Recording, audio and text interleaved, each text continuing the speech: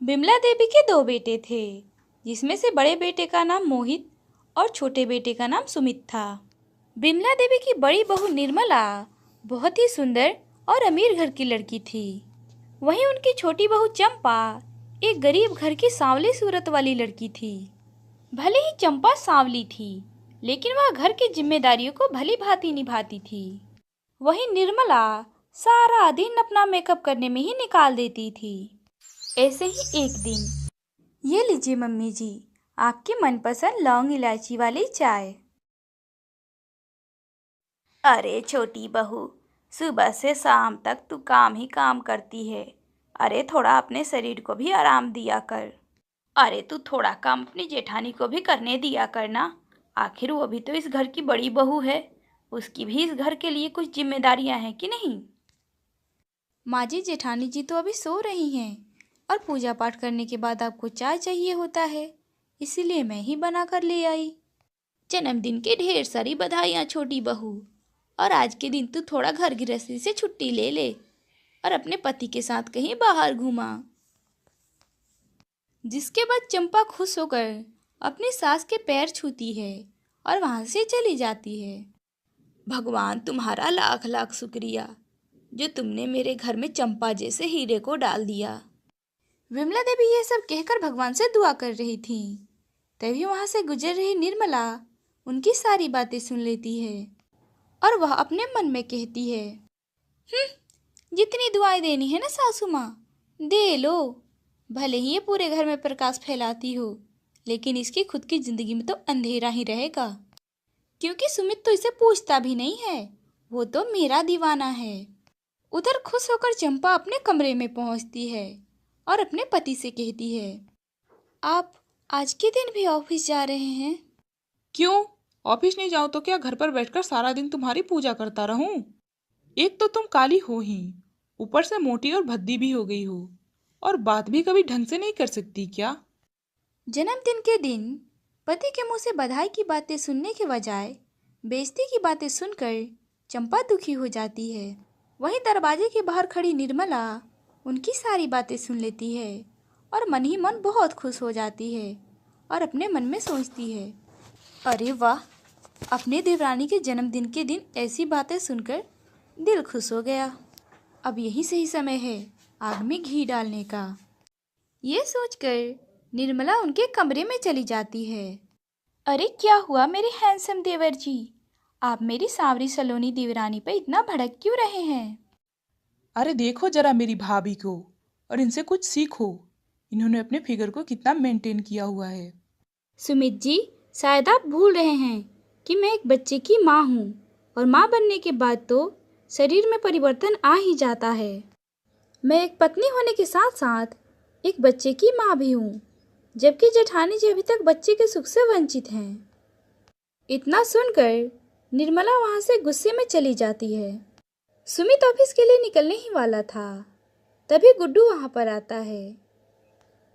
पापा, आज मेरी स्कूल बस नहीं आई, तो क्या आप मुझे स्कूल तक ड्रॉप कर देंगे प्लीज़? बस इसी की कमी थी। माँ की तरह हरदम बेटा भी मुझे सिर्फ परेशान करने के लिए ही आता है। चलो भागो यहाँ से, मेरे पास उतना टाइम नहीं है। इतना कहकर सुमित अपने ऑफिस के लिए निकल जाता है और गुड्डू अपना मन उदास कर लेता है। माँ, सभी के पापा उन्हें स्कूल तक ड्रॉप करने आते हैं, पर मेरे पापा तो कभी प्यार से भी बात नहीं करते। माँ, ऐसा वो क्यों करते हैं? अरे जाने दो बेटा, कोई बात नहीं। पापा को ऑफिस के लिए लेट हो रहा था ना, चलो मैं ही तुम्हें स्कूल तक ड्रॉप कर देती हूँ। ऐसे ही कुछ दिन बीत जाते हैं। ऐसे ही एक दिन चंपा बाजार गई थी। तभी वह निर्मला और सुमित को होटल के बाहर देख लेती है। यह देखकर चंपा एकदम हैरान हो जाती है और उसके मन में लाखों सवाल आ जाते हैं। ये दोनों होटल के बाहर, वो भी एक साथ, कहीं इन दोनों में गलत कुछ? अरे नहीं नहीं, देवर भाभी के बीच तो माँ बेटे का रिश्ता होता है। मैं बिना किसी सबूत के इन दोनों पर लांछन नहीं लगा सकती हूँ। यही सोचते सोचते चंपा घर आ जाती है, लेकिन उसके मन में यही सवाल चल रहा था। रात को जब चंपा अपने कमरे में सो रही होती है, तभी गुड्डू को प्यास लगता है। चंपा गुड्डू के लिए पानी लाने किचन की तरफ जा रही थी। तभी उसे रास्ते में जेठानी के कमरे से किसी के हंसने की आवाज़ सुनाई देती है। अरे, जेठ जी की तो आज नाइट ड्यूटी है, फिर जेठानी जी के कमरे से किसी मर्द की आवाज़ कैसे आ रही है? 1 मिनट, मैं खिड़की से देखती हूँ। फिर चंपा खिड़की के पास जाकर देखती है तो वह ये नज़ारा देखकर हैरान हो जाती है। कमरे में मोहित और निर्मला बाहों में बाहें डाले बैठे हुए थे। अरे जाने मन, जब मैं तुम्हारे पास होता हूँ ना, तो ऐसा लगता है कि जैसे जन्नत की सैर कर रहा हूँ। देवर जी, ये सब तो ठीक है, लेकिन हम लोग कब तक ऐसे छुपते छुपाते मिलते रहेंगे?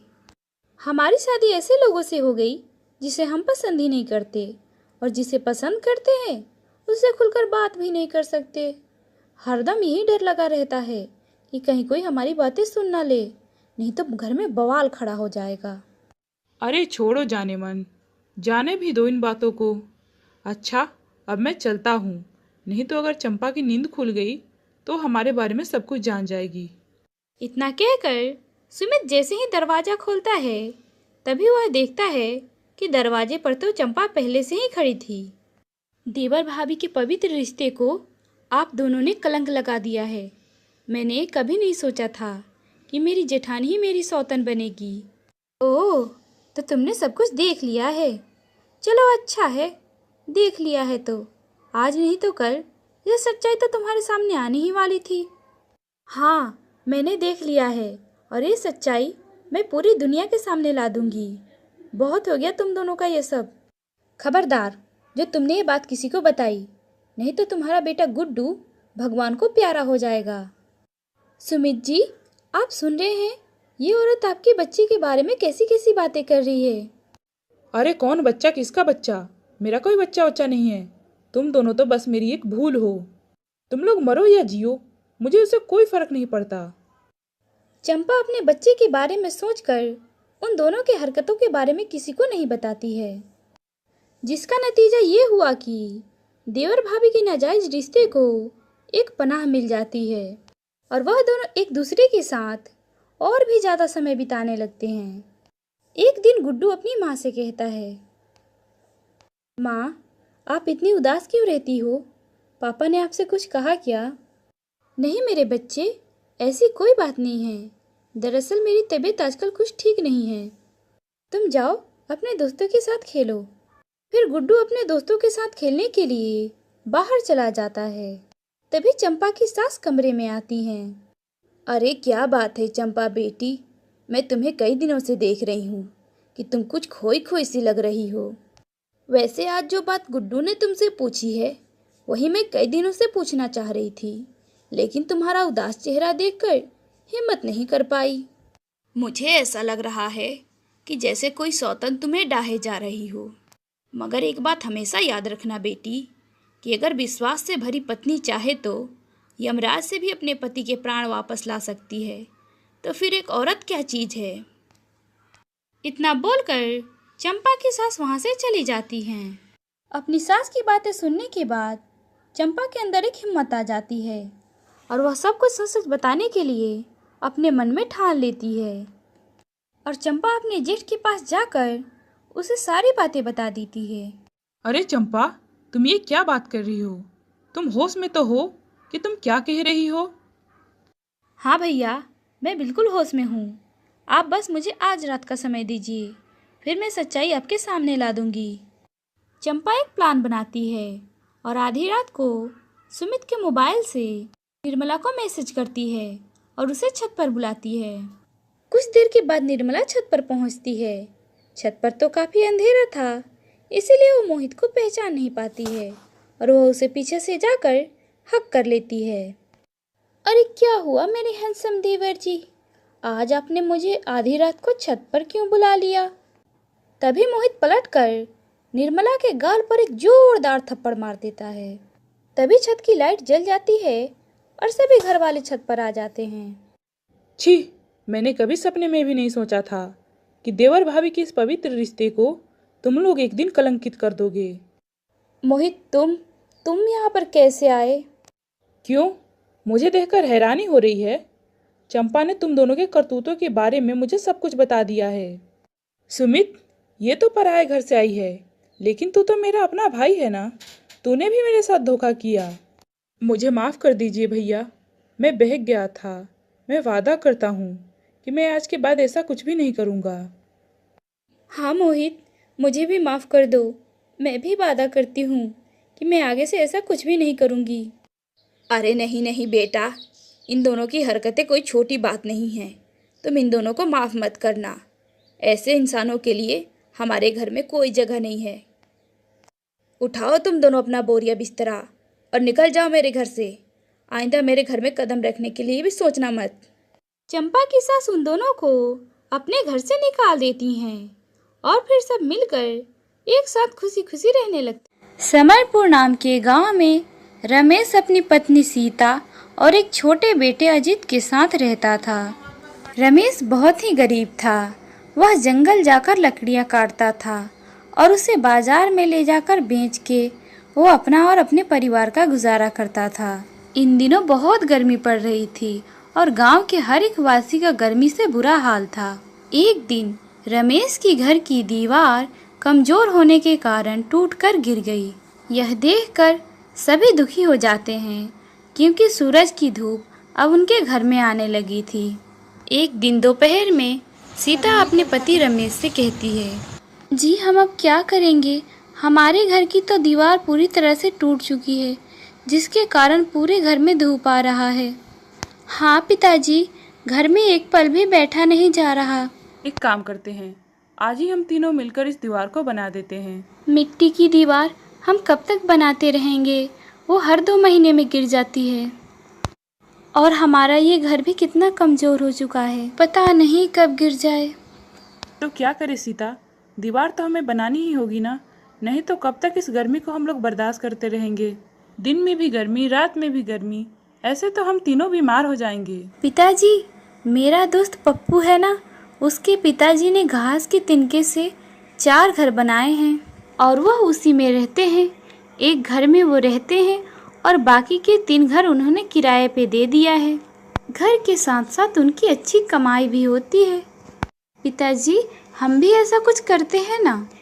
और मैंने सुना है उस घास के घर के ऊपर पानी डालने से वो घर बिल्कुल ठंडा हो जाता है, जिसकी वजह से उस घास के घर के अंदर बहुत ही ठंडा लगता है और गर्मी उसमें बिल्कुल भी महसूस नहीं होती। जी, हम भी ऐसा ही कुछ करते हैं ना। अगर हमारा भी घर घास का होगा तो कितना अच्छा होगा ना। और घास के लिए हमें कौन से पैसे देने होंगे? ये तो जंगल में ऐसे ही मिल जाती है। अरे क्या बात कर रही हो, घास का घर हम कैसे बना सकते हैं? पिताजी, मैं आपको बताऊंगा कि कैसे बनाना है घास का घर। चलिए, पहले हमें जंगल से जाकर घास लानी होगी। पप्पू के कहने पर तीनों जंगल से घास लाने के लिए चल देते हैं। गर्मी के मौसम के कारण सारे पेड़ पौधे सूख चुके थे। जंगल में कहीं पर भी घास का नामो निशान नहीं था। हम तो कितनी दूर तक आ चुके हैं, पर यहाँ पर तो दूर दूर तक घास का कहीं नामो निशान नहीं है। अब घास कहाँ से लाएंगे हम? बस बस सीता, हम इससे आगे नहीं जा सकते। यहाँ से थोड़ी दूरी पर एक विशाल जंगल है, हो सकता है हमें वहाँ पर घास मिल जाए, लेकिन मैंने सुना है वहाँ पर बहुत ही खतरनाक जंगली जानवर रहते हैं। वहाँ पर जाना हमारे लिए खतरे से खाली नहीं होगा। क्या? जंगली जानवर? अरे बाप रे! नहीं जी, चलिए हम यहाँ से घर चलते हैं। वैसे भी थोड़ी देर में अंधेरा होने वाला है। चलो पप्पू बेटा, हम घर चलते हैं। इतना कहकर रमेश और सीता वहाँ से चल देते हैं, लेकिन पप्पू वहीं पर खड़ा रहता है। क्या हुआ पप्पू बेटा, घर नहीं चलना है? चलो घर चलते हैं। माँ, अगर हमें घास मिल जाता तो कितना अच्छा होता। तीनों जाने लगते हैं। तभी रमेश के मन में एक बात आती है। एक घास ना मिलने की वजह से मेरा बेटा कितना दुखी हो गया है। नहीं नहीं, मैं अपने बेटे को दुखी नहीं देख सकता। सीता, मैं क्या कहता हूँ, तुम और पप्पू घर चले जाओ। देखो अब अंधेरा भी होने वाला है और आज कोई जंगल में लकड़ियाँ तोड़ने भी नहीं आया। मैं यहाँ आ ही गया हूँ तो थोड़ी सी लकड़ियाँ तोड़ लेता हूँ और इन्हें बाजार में बेचकर मुझे थोड़े से पैसे मिल जाएंगे। तुम दोनों घर जाओ, मैं थोड़े समय में लकड़ियाँ लेकर आता हूँ। अरे, आप कल आ जाना, अभी अंधेरा भी होने को आया है, रात हो गई है, तो आप कैसे आओगे घर? सीता, मेरा इस जंगल में रोज का आना जाना है, तुम चिंता मत करो, मैं जल्दी ही घर आ जाऊंगा। रमेश की बात सुनकर सीता और पप्पू घर चले जाते हैं। इधर रमेश जंगल के गहरे हिस्से में चलते जाता है। मुझे जल्दी ही घास ढूंढकर अपने घर जाना होगा। रमेश उस जंगल के हर एक हिस्से से बखूबी वाकिफ था। उसे पता था कि जंगल के किस हिस्से में खतरा है और किस हिस्से में नहीं। फिर भी बेटे की खातिर रमेश उस जंगल के सबसे खतरनाक इलाके में घुस जाता है, जहाँ कई सारे खतरनाक जंगली जानवर थे। रमेश उस जंगल में डर डर कर घूमता है, पर उसे कहीं पर भी घास दिखाई नहीं देती। यह देखकर रमेश बहुत ही दुखी हो जाता है। जंगल में इतना अंदर आने के बाद भी एक भी घास नहीं मिली। आखिर सारी घास यहाँ से अचानक गायब कहाँ हो गई? एक भी घास नहीं है इस जंगल में। रमेश ये सब बोल ही रहा होता है, तभी उसे शेर की दहाड़ने की आवाज सुनाई देती है, जिसे सुनकर वह तेजी से भागने लगता है। अरे बाप रे, शेर की आवाज! अगर उसने मुझे पकड़ लिया तो फिर तो मुझे खा ही जाएगा। हे भगवान, मैं जाऊं तो जाऊं कहाँ? यहाँ तो पूरी चारों तरफ जंगल ही जंगल है। रमेश तेजी से भाग ही रहा होता है, तभी उसका पैर घास के ऊपर पड़ता है और वह नीचे गिर जाता है। घास में गिरते ही रमेश वहीं बेहोश हो जाता है। जब उसकी आंख खुलती है, तब वह देखता है कि वह अपने घर के आंगन में उस घास के ऊपर पड़ा हुआ है। उसकी पत्नी सीता और पप्पू उसे देखे ही जा रहे थे। सीता, भागो नहीं तो वो शेर आ जाएगा। शेर आ जाएगा? ये क्या बोल रहे हो आप? आप अपने घर में हो। रमेश उठकर चारों तरफ देखता है तो वह अपने गांव में अपने आंगन में खड़ा था। ये कैसे हो सकता है? सीता, मैं जंगल में था और शेर के दहाड़ने की आवाज मैंने सुनी थी, जिसके डर से मैं तेजी से भागा और मेरा पैर इस घास के ऊपर पड़ा और मैं अचानक गिरा और बेहोश हो गया। अरे, ये घास यहाँ कैसे आ गई? ये तो जंगल में थी ना। पिताजी, आप बेहोश पड़े हुए थे और ये घास का गट्ठा आपके पास ही पड़ा हुआ था। ये कैसे संभव है? सीता, मैं जंगल में था, मैं जंगल से यहाँ कैसे आ गया? मैंने तो इस घास को हाथ भी नहीं लगाया था, फिर भी मैं इस घास के साथ यहाँ कैसे? ये सब क्या हो रहा है? मेरे तो कुछ समझ में नहीं आ रहा है। थकान के कारण आपको कुछ भी समझ में नहीं आ रहा है और आप यहाँ आकर बेहोश हो गए होंगे और आपने ये सब सपना देखा होगा। चलिए, हाथ मुंह धो लीजिए और खाना खा लीजिए। पिताजी, इतनी से घास से घर कैसे बनेगा? ये तो बहुत ही कम घास है। बेटा, तुम्हारे पिताजी अभी बहुत थके हुए हैं, हम लोग इस बारे में बाद में बात करते हैं। चलो, इस घास को अंदर लेकर चलो। इतना बोलकर तीनों अंदर चले जाते हैं और सो जाते हैं। अगली सुबह तीनों जब सुबह उठते हैं तो वह देखते हैं कि वह थोड़ी सी घास पूरा घर भरकर घास हो चुकी थी। यह देखकर तीनों हैरान हो जाते हैं। सीता, ये इतनी सारी घास कैसे हो गई? तभी उस घास से आवाज आती है, रमेश, इतना परेशान होने की जरूरत नहीं है, मैं एक जादुई घास हूँ। तुम इस घास से कई सारे घर बना लो, क्योंकि मैं कभी खत्म होने वाली नहीं और ना कभी मुरझाने वाली हूँ। उस जंगल में उस दिन शेर से मैंने ही तुम्हें बचाया था। मैं कई वर्षों से उस जंगल में पड़ी थी और मुझे कोई खा नहीं रहा था, न मुझे कोई अपने साथ ले जा रहा था।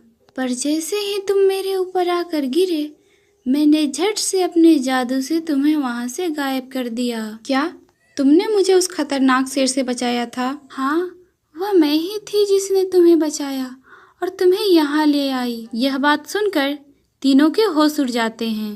तभी वह तीनों मिलकर उस घास से 4 बड़े बड़े घर बना लेते हैं। उस घास के घर को देखकर सभी गांव वाले हक्का बक्का रह जाते हैं। पिताजी, ये जादुई घास तो सच में कमाल की है। देखिए, हमारे पास 4 घर हो चुके हैं और यह घर कितने खूबसूरत दिख रहे हैं। सभी गांव वाले रमेश के उस घास की घर की बहुत तारीफ करते हैं। तभी एक महिला रमेश से उसका घास का घर किराए पे मांगती है। रमेश उस महिला को अपना घर किराए पे दे देता है। देखा पिताजी, मैंने आपको घास का घर बनाने का आइडिया दिया था और आज हमारे पास 4-4 घर बन चुके हैं और अब तो उस घर के किराए भी आने लगे हैं। एक काम करेंगे, हम एक घर अपने रहने के लिए रख लेंगे और बाकी के 3 घर किराए पे दे देंगे, जिससे हमारे पास बहुत सारे पैसे आ जाएंगे और हमें कमाने की ज़रूरत भी नहीं पड़ेगी। पप्पू की बातें सुनकर सीता और रमेश बहुत ही खुश हो जाते हैं और रमेश बोलता है, अरे बेटा, ये तो कुछ भी नहीं है। देखो मैं आगे क्या करता हूँ। मैं इस घास से ऐसे ही बहुत सारे घर बनाऊंगा और इन्हें सभी को मैं किराए पे दे दूंगा, जिससे हमारे पास बहुत सारे पैसे हो जाएंगे और फिर हम आराम से अपनी ज़िंदगी को बिताएंगे। जिसके बाद रमेश घास का वैसा ही बहुत सारा घर बनाता है और उन्हें किराए पे दे देता है, जिससे उनके पास बहुत सारे पैसे आ जाते हैं, जिससे वो लोग अपनी ज़िंदगी बहुत ही खुशी खुशी बिताने लगते हैं।